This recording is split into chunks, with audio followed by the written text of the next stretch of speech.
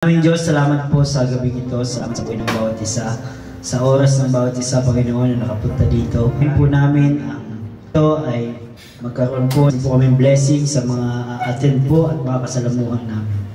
Amen. Mabuhay tayong lahat. Palakpakan naman po once again, everybody. Let's celebrate. Give it up, take your seats. Maaari na po tayo magsiyaw po. Birthday ng ating minamahal na Kalinga Prab. So yun lang po at again sana po mag-enjoy po tayong lahat. Kuya ba? Ito po ay kinakayaan ko dito sa unahan. Kasi nakapag-welcome message na po si Kuya Jens. Ikaw na second year niya na dito. Siyempre, ano po ang iyong nais sabihin? Ako po ay medyo pinawas tayo gawa ng panahon. Tsaka last week nag-concert ako sa Aranita Coliseum. So kay Carla po, talaga nakakatuwa. Ano po? Kasi sa kabila po ng kanyang kasikatan, yan. Tapos lalong gumaganda. At kumbaga sa parang payaman, pero hindi siya nagbabago. Lapakan niyo po. Kung ano siya noon na-meet nila Kalinga Prab, na-scout nila, pero hindi siya nagbabago, ganun pa rin. Pag tinawag mo, lilingon yan. Pag nagpa-picture ka, mapapicture din po yan. Kasi may mga iba po, na mga na-vlog din po namin.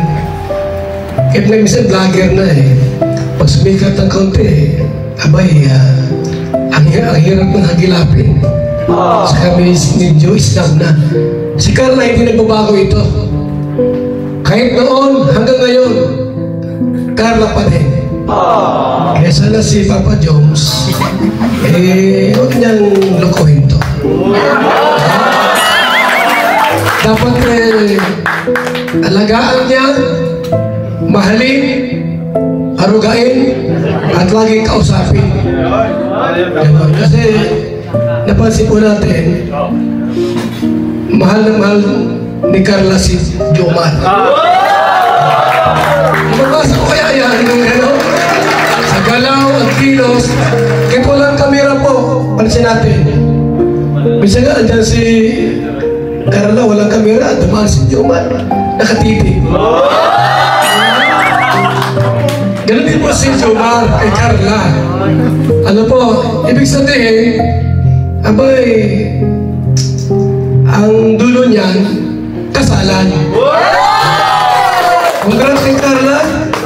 At hindi ka nagbago. Nawa hanggang dulo, ikaw pa rin.